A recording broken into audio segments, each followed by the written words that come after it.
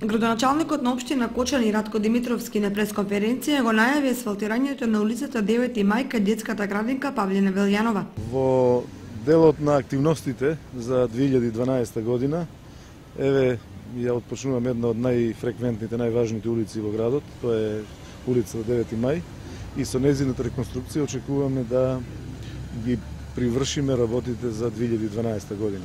Се работи за улица која што е 270 метри, која што е една од најстариите во градот. Пред 45 години е поставувана оваа коцка и заради начинот на експлоатацијата и заради годините што е експлоатирана, беше неопходно таа иста да се замени.